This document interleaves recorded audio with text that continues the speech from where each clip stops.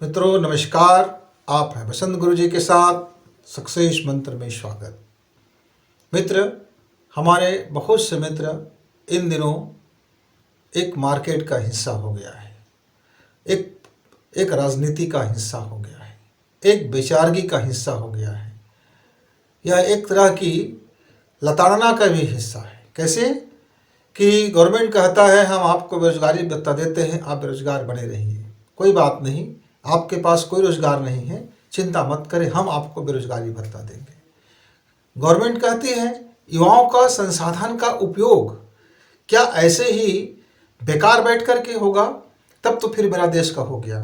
आप अपने को बिल्कुल बेकार ऐसे बैठे रहेंगे, नकारा बन के बैठे रहेंगे, कल आप इस नौकरी को उम्मीद बैठे रहेंगे कि कल गवर्नमेंट मुझको कोई जॉब देगा और वो मैं उस जॉब को करूंगा और अपना भरण पोषण करूंगा। तो फिर आप इस मुगालते मत रहिए मित्र कि नकारा व्यक्ति का कहीं कीमत नहीं होता। आपको जॉब करने के लिए भी लाखों में आपको छन्नी बिछन्ना पड़ेगा, उसमें भी आपको अपने को बेस्ट करना पड़ेगा। कोई व्यक्ति खाली बैठा रह जाए और गवर्नमेंट से कहे कि मैं नौजवान हूँ, मैं बड़ी युवा हूँ, मुझे बड़ी एनर्जी है, मैं बड़ी संभावनाओं का सागर हूँ, मैं महान हूँ, मैं ग्रेट हूँ, मेरे अंदर प्रतिभा है, मेरे अंदर प्रखरता है, मेरे अंदर ऊर्जा है, लेकिन मैं बेकार बैठा हूँ, मुझको बेरोजगारी भत्ता दे दीजिए और बस मैं इसी से गुजारा कर लूँगा। ऐसी कोई सोच वाला मेरा मित्र होगा तो फिर वह एक राजनीति की मार्केट का हिस्सा बन गया। वह हिस्सा बन गया, अपने आप को शिकार कर गया। वह ऐसे शिकारी कुत्ते के जाल में फंस गया जो उसको नोच नोच करके खाएंगे और उसका उपयोग भी करेंगे और उसको यह एहसास भी दिलाएंगे कि हम आपके ऊपर उपकार कर रहे हैं। मित्रों, जो भी गवर्नमेंट किसी भी व्यक्ति को बेरोजगारी भत्ता देता है तो इससे और बड़ा दुर्भाग्य नहीं है इस देश का कि वह बेरोजगारी भत्ता पाने के लिए मेरे युवा ललायत रहते हैं। होना यह चाहिए कि आप अपने को नकारा साबित मत करो, अपने को बेकार साबित मत करो, अपने लिए लड़ाई लड़िए, अपना संघर्ष कीजिए, अपनी क्षमता दिखाइए, अपनी कुवत दिखाइए, अपनी औकात दिखाइए और औकात दिखा करके आप सृजन कर सकते हैं, आप बेस्ट कर सकते हैं।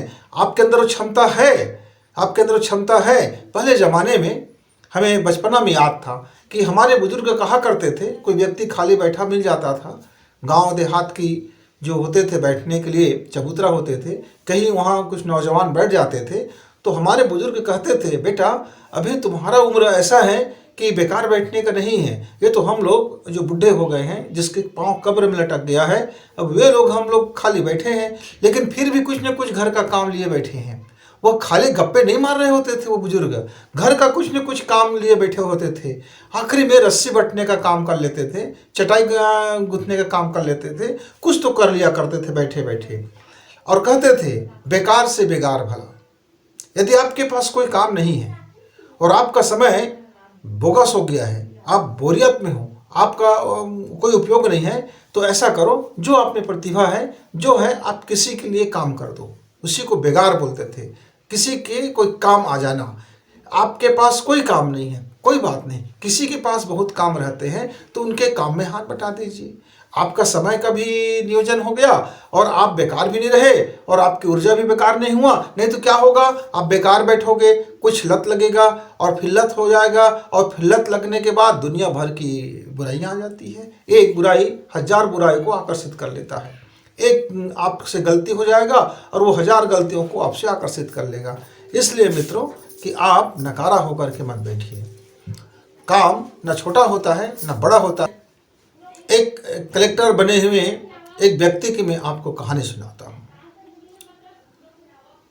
वह पढ़ाई लिखाई करने के बाद वो बड़ा कमज़ोर वर्ग था, ज़्यादा घर में पैसा नहीं थे, घर के लोग पढ़े लिखे थे, संभ्रांत थे, हर कोई का अपना अपना छोटा छोटा काम था, खेती बाड़ी के काम था और ऐसे कुछ काम कर लिया करते थे। दिहाड़ी मजदूरी भी कर लिया करते थे। वक्त बेवक्त में ज़मीनों को रेगा लेकर के भी वह अपना गुजर बसर कर लिया करते थे। मतलब ये थे कि वो मेहनत से अपनी जीविका उपार्जन करते थे। उसने भी पढ़ाई पूरा कर लिया।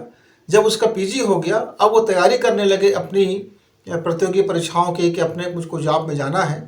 तो उनके घर में उनसे बोला गया बेटा एक काम करो, आप जितना समय अपने तैयारी के लिए निकालना चाहते हैं निकाल लीजिए, लेकिन फिर भी आप कम से कम 1-2 घंटा आप कुछ काम कर लिया करें। आप बिल्कुल, ताकि वक्त बेवक्त यदि आपको काम करने की आवश्यकता पड़ गया, ज़रूरत पड़ गई घर में हमको आपको, तो आपका शरीर रूटीन वर्क में कम से कम बना रहे। तो वह भी छोटे मोटे काम घर का करने लगे। बाद में एक छोटी सी अपना किसी के घर में जाकर के नौकरी करने लगे, एक दुकान में नौकरी करने लगे, फिर बाद में एक मेडिकल में नौकरी करने लगे, और धीरे धीरे वह फिर एक ऐसी जगह में नौकरी लग गया जहाँ उसका लाइब्रेरी था, लाइब्रेरी में नौकरी करने लगे।